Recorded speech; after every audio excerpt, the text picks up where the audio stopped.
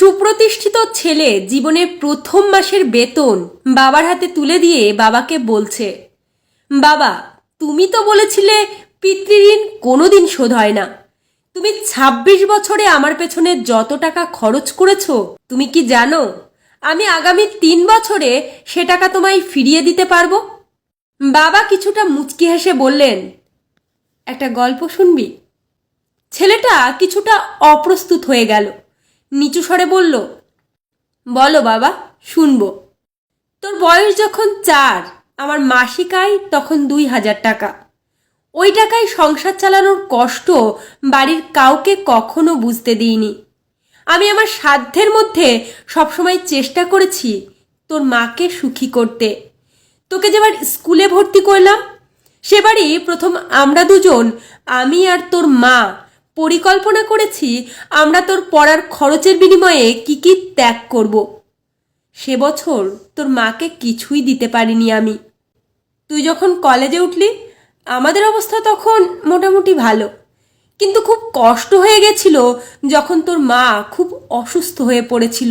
ওষুধ কেনার জন্য রোজ রোজ ওভারটাইম করে, বাসে করে, পায়ে হেঁটে, ঘামে ভিজে বাড়ি ফিরতে খুবই দুর্বিষহ লাগতো, কিন্তু কখনো কাউকে বুঝতে দিইনি, এমনকি তোর মাকেও না। একদিন শোরুম থেকে একটা বাইক দেখে আসলাম। সে রাতে আমি স্বপ্নেও দেখেছিলাম আমি বাইকে চড়ে কাজে যাচ্ছি, কিন্তু পরের দিন তুই বায়না ধরলি ল্যাপটপের জন্য। তোর কষ্টে আমার কষ্ট হয় বাবা। আমি তোকে ল্যাপটপটা কিনে দিয়েছিলাম।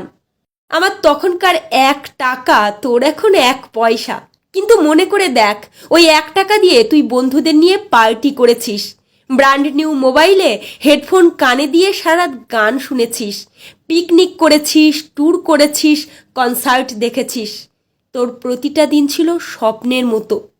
আর তোর ১০০ টাকা নিয়ে আমি এখন হার্টের বাইপাস করাই, ডায়াবেটিস মাপাই। জানিস, আমার মাছ খাওয়া নিষেধ, মাংস খাওয়া নিষেধ। কি করে তোর এত টাকা খরচ করি বল? তোর টাকা নিয়ে তাই আমি কল্পনার হাট বসাই। সে হাটে আমি বাইক চালিয়ে সারা শহর ঘুরে বেড়াই, বন্ধুদের নিয়ে সিনেমা দেখতে যাই, তোর মায়ের হাত ধরে তাঁতমেলায় ঘুরে বেড়াই। বাবারা নাকি তোদের ভাষায় খারুস টাইপ, আমিও আমার বাবাকে তাই ভাবতাম। পুরুষ থেকে পিতা হতে আমার কোনো কষ্টই হয়নি, সব কষ্ট তোর মা সহ্য করেছে। কিন্তু বিশ্বাস কর, বাবা থেকে দায়িত্বশীল বাবা হওয়ার কষ্ট একজন বাবাই বোঝে। যুগে যুগে সর্বস্থানে মাতৃবন্দনা হলেও পিতৃবন্দনা কোথাও দেখেছিস? পিতৃবন্দনা আমি আশাও করি না। সন্তানের প্রতি ভালোবাসা কোনো পিতা হয়তো প্রকাশ করতে পারে না, তবে কোনো পিতা কখনোই সন্তানের প্রতি দায়িত্ব পালনে বিচ্যুত হয় না। আমি তোর জন্য আমার যে কষ্টার্জিত অর্থ ব্যয় করেছি, তা হয়তো ৩ বছরে তুই শোধ দিতে পারবি, কিন্তু যৌবনে দেখা আমার স্বপ্নগুলো, যে স্বপ্নের কাঠামোতে দাঁড়িয়ে তুই আজ তোর ঋণ শোধের কথা বলছিস, সেই স্বপ্নগুলো কি আর কোনোদিন বাস্তব রূপ পাবে? বাবা, চুপ করো প্লিজ। আমি তোমার টাকা না, তোমার ভালোবাসা ফিরিয়ে দেব। বাবা একটু হাসলেন। বোকা ছেলে, বাবাদের ভালোবাসা কখনো ফিরিয়ে দেওয়া যায় না। ছোট্ট শিশুর মলমূত্রও মোছা যায়, আর বুড়োদের ঘরেও ঢোকা যায় না। তোকে একটা প্রশ্ন করি বাবা, ধর তুই, আমি আর তোর খোকা ৩ জন এক নৌকায় বসে আছি। হঠাৎ নৌকাটা ডুবতে শুরু করলো। যে কোনো একজনকেই বাঁচাতে পারবি তুই। কাকে বাঁচাবি বল?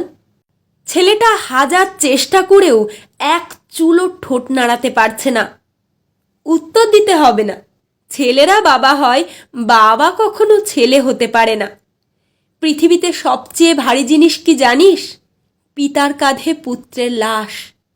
আমি শুধু ভগবানের কাছে একটা জিনিসই চাই, আমার শেষ যাত্রায় যেন আমি আমার ছেলের কাঁধে চড়ে যাই। তাহলেই তুই একটা ঋণ শোধ করতে পারবি, তোকে কোলে নেওয়ার ঋণ। লেখা সংগৃহীত, পাঠে ঝুমা ঘোষ বিশ্বাস।